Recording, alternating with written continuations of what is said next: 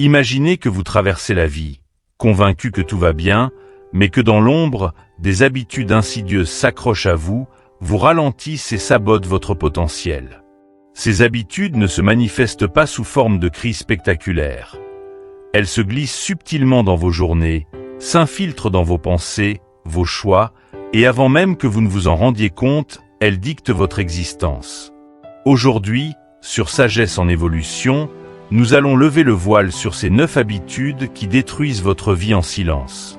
Plus important encore, nous allons vous montrer comment les identifier et surtout, les éliminer pour libérer tout votre potentiel et reprendre les rênes de votre destin. Vous vous demandez peut-être, pourquoi devrais-je m'arrêter ici, sur cette vidéo, alors que tant d'autres parlent déjà de croissance personnelle? La réponse est simple. Ici, nous n'allons pas seulement parler des symptômes. Nous allons aller en profondeur, jusqu'à la racine de ces comportements destructeurs. Vous repartirez avec des outils inspirés de la philosophie stoïcienne, une sagesse intemporelle qui a guidé des millions de personnes à travers les âges. Comme l'a dit Marc Aurèle, l'un des plus grands esprits de cette tradition, celui qui ne transmet pas la lumière crée sa propre obscurité. Si vous ressentez que quelque chose vous freine, que vous pourriez vivre une vie plus riche, plus légère, alors cette vidéo est pour vous. Mais pourquoi est-ce si important? Parce que le temps file. Chaque jour qui passe, chaque action différée, chaque pensée négative qui tourne en boucle, c'est un morceau de votre vie que vous ne récupérerez jamais. Ces habitudes invisibles vous volent des opportunités, grignotent votre énergie et vous empêchent de vivre pleinement. Rester aveugle à ces schémas, c'est condamner votre avenir à une répétition sans fin des mêmes frustrations. Aujourd'hui, vous avez une chance unique, celle de regarder ces habitudes en face et de choisir d'en finir avec elles. Ce ne sera pas une liste banale de conseils. Non, ce sera un guide transformateur, une réflexion profonde sur des comportements que vous ne soupçonnez peut-être même pas, mais qui sabotent activement votre progrès. Dans quelques instants, nous allons plonger dans les détails. Nous explorerons une par une ces 9 habitudes et comment elles vous empêchent d'avancer. Nous discuterons de la manière de les remplacer par des pratiques qui vous élèvent, qui vous libèrent et qui vous reconnectent à votre véritable essence. Mais avant tout, restez avec nous. Ce que vous découvrirez aujourd'hui pourrait bien changer votre vie pour de bon. Alors, êtes-vous prêt à transformer ces ombres en lumière? Êtes-vous prêt à ouvrir la voie à une vie plus fluide, plus riche et plus épanouissante? Si la réponse est oui, installez-vous confortablement, car ce voyage ne fait que commencer. Bienvenue dans Sagesse en évolution. 1. S'attacher émotionnellement aux choses et aux sentiments. Imaginez une rivière qui serpente à travers des paysages variés, symbolisant le cours de votre vie. Son courant est fluide, dynamique, toujours en mouvement. Pourtant, que se passe-t-il si des barrages viennent bloquer son passage? L'eau stagne, perd sa pureté et sa vitalité. Il en va de même pour votre vie lorsque vous vous attachez émotionnellement à des objets, des idées ou des émotions négatives. Ces attachements créent des barrages invisibles, mais puissants, qui perturbent votre équilibre intérieur et génèrent une souffrance inutile. Prenons un exemple concret. Imaginez une personne qui a perdu un objet auquel elle tenait beaucoup, comme un bijou hérité d'un proche. Ce bijou symbolisait des souvenirs et des émotions, mais sa perte devient une source de tristesse durable. Plutôt que de garder l'essence des souvenirs et de l'amour qu'il représentait, cette personne reste prisonnière de sa douleur. L'objet, devenu un fardeau émotionnel, empêche cette personne d'aller de l'avant. C'est ici que réside la clé. Ce n'est pas la perte de l'objet en elle-même qui cause la souffrance, mais l'attachement à ce qu'il représente. Le stoïcisme nous enseigne que nous devons voir les choses telles qu'elles sont, temporaires et changeantes. Marc Aurèle l'a magnifiquement exprimé. Tout ce que vous aimez, vous devez le considérer comme prêt à être perdu. Cela ne signifie pas que nous devons devenir insensibles ou indifférents, mais plutôt que nous devons reconnaître que tout dans la vie est éphémère. En apprenant à accepter cette réalité, nous nous libérons des chaînes de l'attachement émotionnel. Un autre piège courant est l'attachement aux émotions négatives comme la culpabilité ou le regret. Par exemple, imaginez une personne qui a dit quelque chose de blessant à un ami dans un moment de colère. Bien sûr, il est naturel de ressentir de la culpabilité.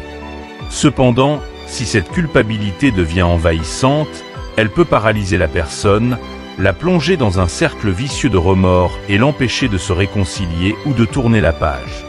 Le stoïcien comprend que la culpabilité a une fonction. Elle nous signale une erreur.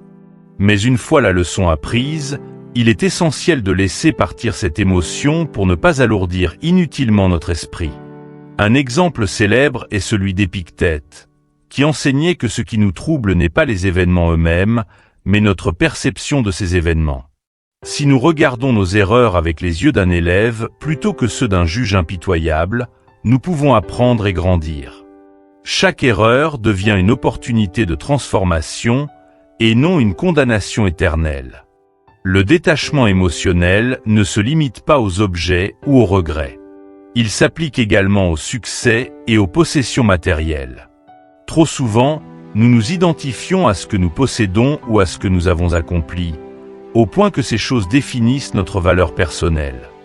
Imaginez quelqu'un qui a bâti sa carrière avec succès, mais qui perd tout du jour au lendemain. Si cette personne s'est attachée à l'idée que sa valeur repose uniquement sur son statut ou ses possessions, la perte sera dévastatrice. Cependant, si elle a appris à ne pas s'attacher, elle pourra rebondir, car elle sait que son essence, sa véritable valeur, ne dépend pas de ces éléments externes. Le détachement n'est pas un renoncement au bonheur ou aux relations. Il ne s'agit pas de vivre une vie dépouillée de toute émotion, mais d'apprendre à apprécier pleinement ce que nous avons tout en étant prêts à le laisser partir lorsque le moment arrive. Pensez aux feuilles d'un arbre en automne. Elles tombent pour faire place à de nouvelles pousses au printemps. Ainsi, chaque fin est une opportunité de renouveau. Appliquer ce principe dans la vie quotidienne demande de la pratique. Prenez le temps de réfléchir aux choses qui vous attachent émotionnellement. Est-ce une relation, un objet ou un sentiment de culpabilité? Ensuite, posez-vous cette question puissante. Ce à quoi je m'attache me sert-il ou me freine-t-il? Si cela vous freine, il est temps de le laisser partir. La clé réside dans la prise de conscience que vous êtes la rivière, et non les barrages. Votre essence est en mouvement, toujours prête à surmonter les obstacles. En éliminant ces barrages émotionnels, vous permettez à votre vie de s'écouler librement, avec légèreté et clarté. L'attachement nous emprisonne, tandis que le détachement nous libère. Il nous permet de vivre avec plus de sérénité, de savourer les expériences sans peur de la perte, et de grandir à travers chaque défi. Et maintenant que nous avons exploré cette première habitude, il est temps de passer à une autre entrave majeure à notre progression, la procrastination. Continuons notre voyage vers une vie libérée de ces poids invisibles. 2. Éliminer la procrastination. La procrastination, cette habitude sournoise, agit comme un voleur silencieux de temps et de potentiel. C'est une bataille intérieure entre le devoir et la distraction, entre le désir d'accomplir quelque chose et l'envie irrésistible de tout remettre à demain. Pourtant, chaque fois que nous repoussons une tâche, nous ajoutons un poids invisible à nos épaules, alimentant un cycle de frustration et de culpabilité. La procrastination n'est pas seulement une perte de temps, elle est aussi une entrave à la paix intérieure. Prenons un exemple simple. Imaginez un étudiant qui doit rédiger un essai. Il connaît la date limite, il sait qu'il doit s'y atteler, mais il choisit de regarder une série ou de scroller sur son téléphone. Jour après jour, la tâche reste inachevée, et une angoisse silencieuse s'installe. Finalement, la veille du délai, il travaille dans l'urgence, stressé, et produit un résultat bien inférieur à son potentiel. Cette situation n'est pas rare. Elle reflète comment la procrastination nous piège dans un cycle de stress et de regret. Le stoïcisme offre une approche pragmatique pour briser ce cycle. Marc Aurèle, dans ses méditations, écrit « Vous pourriez faire quelque chose de bien aujourd'hui. Pourtant, vous choisissez de le faire demain. » Cette phrase nous confronte à la vérité brutale. Nous avons tendance à repousser nos responsabilités, non par manque de temps, mais souvent par peur, insécurité ou manque de clarté sur la manière de commencer. Pour combattre cette habitude, il est essentiel de changer notre perspective sur les tâches que nous remettons à plus tard.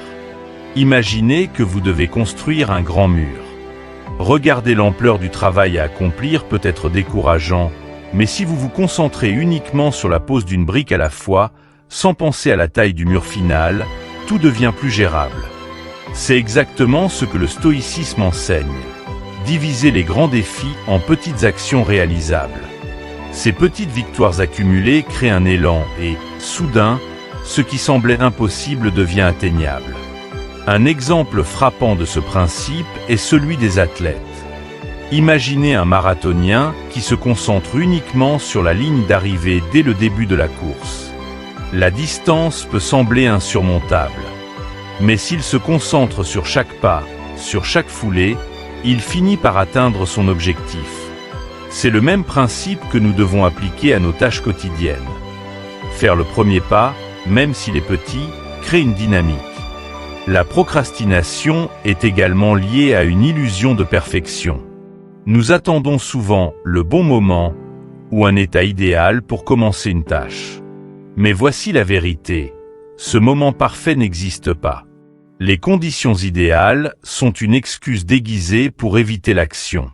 Si vous attendez que tout soit aligné, vous risquez de rester dans l'inaction toute votre vie.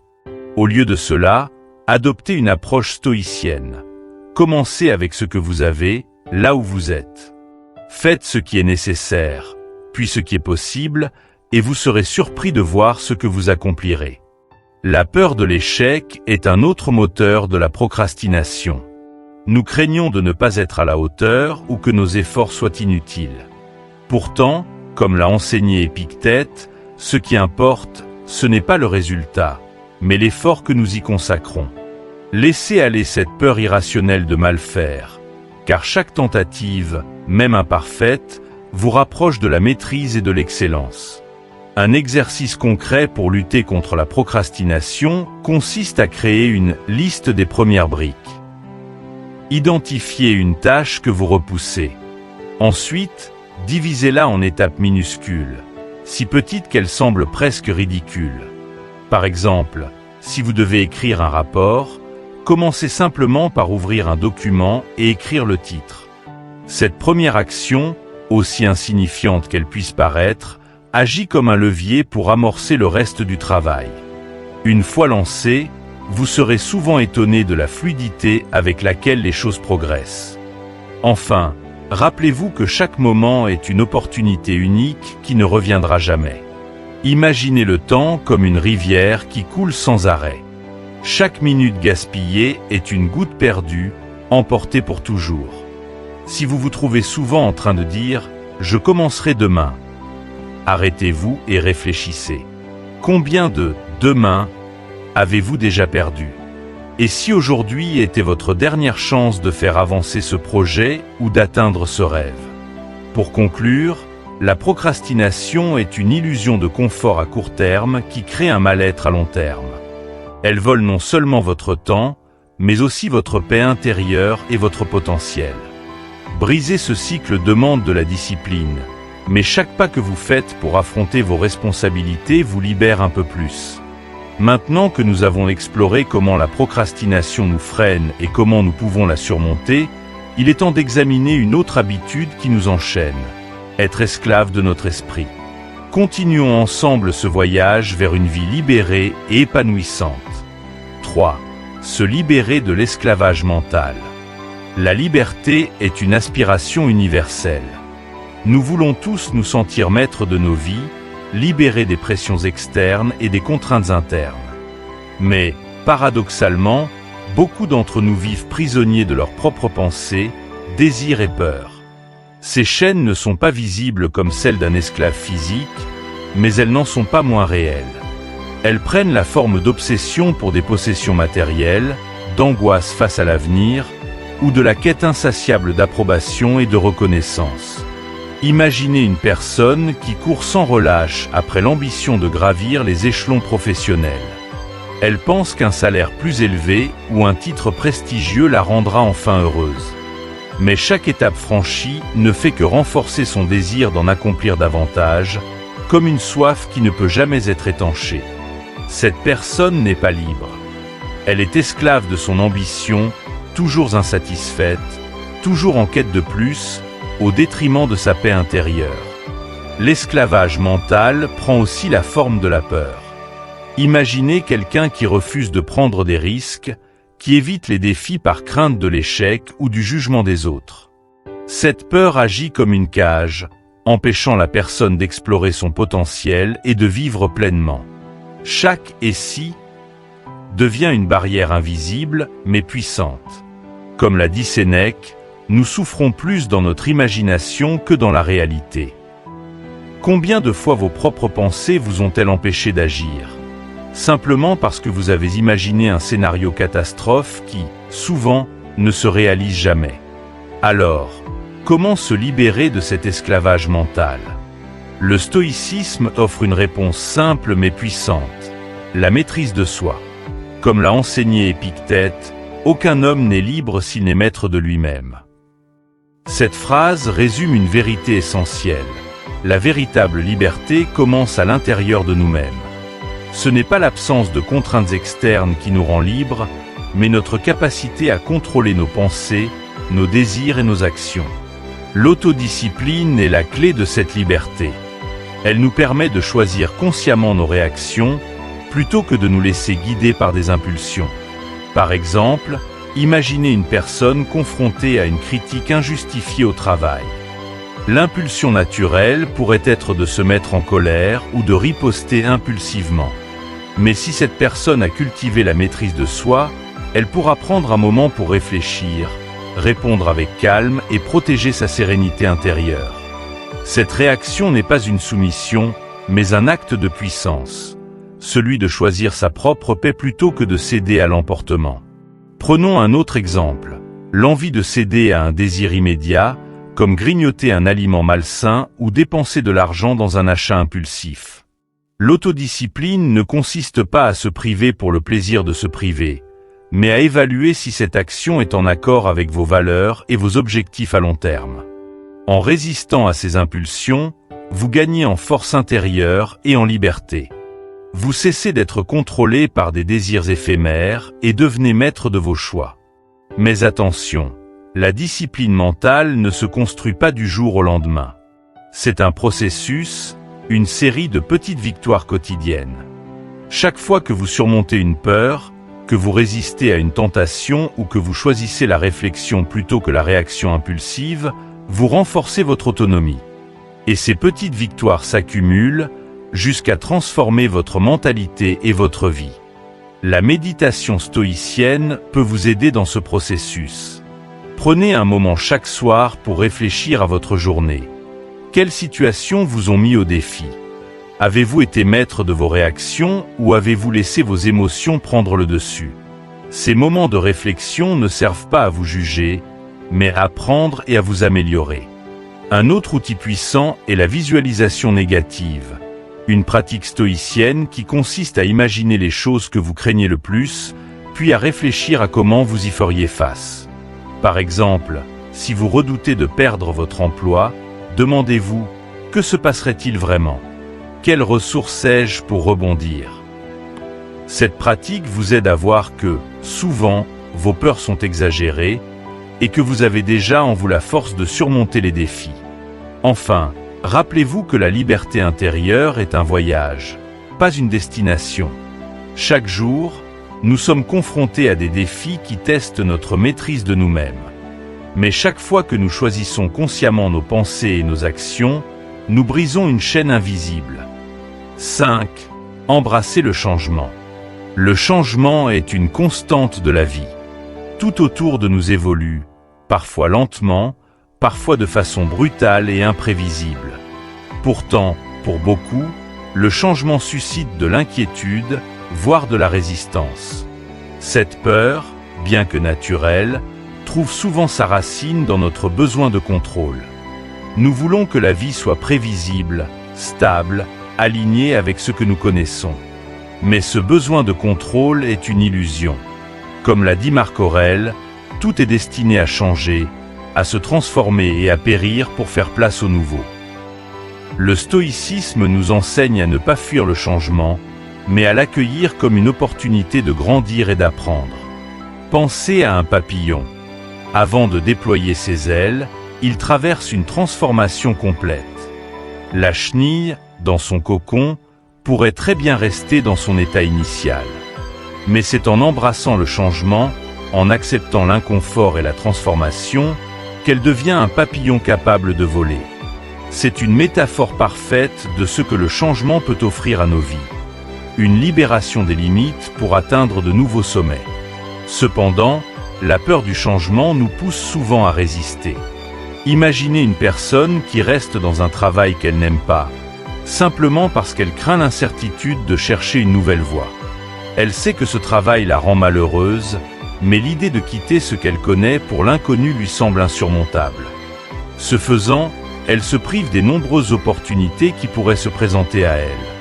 Un emploi plus aligné avec ses valeurs, un environnement stimulant, ou même la découverte de talents inexploités. Le stoïcisme offre une approche puissante pour surmonter cette peur. Concentrez-vous sur ce que vous pouvez contrôler. Vous ne pouvez pas toujours contrôler les circonstances extérieures, mais vous pouvez toujours contrôler vos réactions. Par exemple, si un changement soudain bouleverse vos plans, prenez un moment pour réfléchir. Demandez-vous, qu'est-ce que je peux faire ici et maintenant pour m'adapter à cette situation ? Cette simple question vous ramène à votre pouvoir personnel.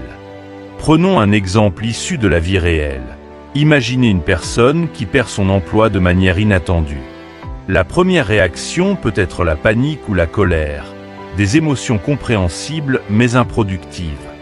Si cette personne adopte une perspective stoïcienne, elle reconnaîtra que si la perte de l'emploi est hors de son contrôle, sa manière de répondre à cet événement ne l'est pas.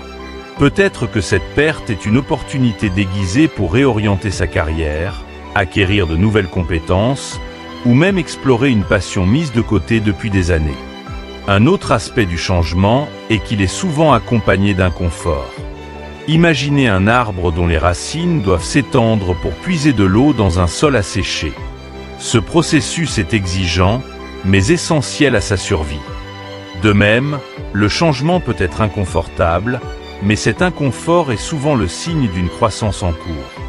Comme l'a écrit Sénèque, ce n'est pas parce que les choses sont difficiles que nous n'osons pas, c'est parce que nous n'osons pas qu'elles sont difficiles. Pour apprendre à embrasser le changement, commencez par cultiver une attitude de flexibilité et d'ouverture.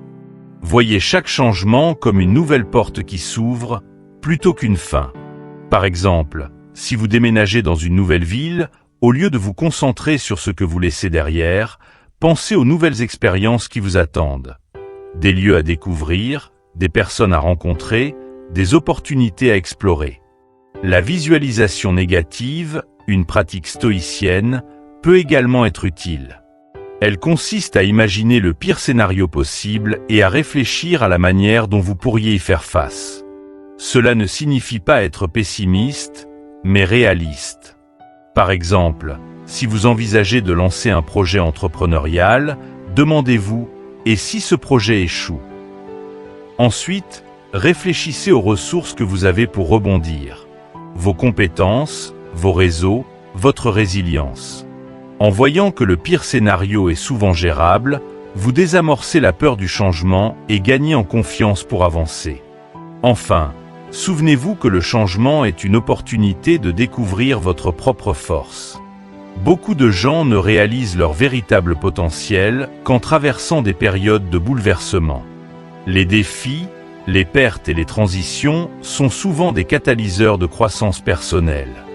Par exemple, quelqu'un qui traverse une rupture amoureuse douloureuse peut découvrir une force intérieure qu'il ne soupçonnait pas. Ce moment de transformation peut lui permettre de développer une plus grande confiance en lui, une clarté sur ce qu'il recherche vraiment dans une relation et une capacité à établir des limites saines. En adoptant une attitude stoïcienne face au changement, vous vous libérez de la peur et ouvrez la voie à un avenir plus riche. Rappelez-vous, ce n'est pas le changement lui-même qui nous effraie, mais l'idée que nous en avons. Lorsque vous choisissez de voir le changement comme un allié plutôt qu'un ennemi, vous libérez un immense potentiel. Et maintenant que nous avons exploré comment embrasser le changement peut transformer votre vie, il est temps de parler d'une autre habitude qui limite notre épanouissement, l'omission ou le choix de ne rien faire face à l'injustice. Continuons notre réflexion ensemble. Permettez-moi de conclure cette réflexion avec une histoire intemporelle, empreinte de sagesse. Un grand-père raconte à son petit-fils qu'en chacun de nous, deux loups livrent une bataille incessante. Le premier loup représente tout ce qui nous freine et nous alourdit. La colère, la peur, la jalousie et la négativité. Le second loup, quant à lui, incarne ce qu'il y a de meilleur en nous, l'amour, la paix, la sagesse et la gratitude. Intrigué, l'enfant demande lequel des deux gagne. Avec une simplicité désarmante, le grand-père répond « celui que tu nourris ». Cette métaphore est une invitation puissante à la réflexion. Chaque jour, par nos pensées, nos actions et nos choix, nous nourrissons l'un de ces deux loups. Lorsque nous cédons à la colère, à la procrastination ou au regret, nous renforçons le loup de la négativité. Mais lorsque nous choisissons l'amour, le courage ou la discipline, nous nourrissons le loup de la sagesse et de la paix. Ce combat se joue constamment en nous, souvent sans que nous en soyons pleinement conscients. Mais la bonne nouvelle, c'est que nous avons toujours le pouvoir de choisir. Prenez un instant pour réfléchir aux habitudes que nous avons explorées dans cette vidéo. S'attacher émotionnellement aux choses, procrastiner, être esclave de nos désirs ou de nos peurs, mal utiliser notre temps ou résister au changement. Toutes ces habitudes nourrissent le mauvais loup. Elles limitent notre potentiel, sabotent notre progrès et nous empêchent de vivre une vie pleine et alignée. Mais en prenant conscience de ces schémas et en travaillant à les transformer, nous choisissons de nourrir le bon loup. Nous faisons le choix de progresser, de grandir et de vivre avec intention. Chaque petite victoire compte. Dire non à une distraction pour accomplir une tâche importante, accepter un changement au lieu de le craindre, ou décider de se concentrer sur ce que nous pouvons contrôler. Ces choix, aussi modestes qu'ils puissent paraître, renforcent notre loup intérieur de sagesse. Avec le temps, ils se cumulent pour créer une transformation profonde. Alors, je vous pose la même question que le grand-père à son petit-fils. Lequel des deux loups choisirez-vous de nourrir aujourd'hui? La réponse est entre vos mains. Chacun de vos choix, si petit soit-il, est une occasion de construire une vie plus riche, plus libre et plus alignée avec vos valeurs. Merci d'avoir pris le temps de suivre cette vidéo jusqu'à la fin. Si elle vous a inspiré, je vous invite à partager votre engagement dans les commentaires. Quelles habitudes êtes-vous prêt à éliminer dès aujourd'hui? Quelle transformation souhaitez-vous voir dans votre vie? Partagez vos réponses et inspirez d'autres membres de cette communauté à faire de même. Si vous avez trouvé cette vidéo utile, montrez votre soutien en cliquant sur j'aime. Partagez-la avec vos amis ou vos proches qui pourraient bénéficier de cette réflexion. Et surtout, abonnez-vous à Sagesse en Évolution et activez la cloche de notification pour ne pas manquer nos prochaines vidéos. Ensemble, continuons à explorer la sagesse qui transforme nos vies et à nourrir le bon loup qui sommeille en chacun de nous. À très bientôt!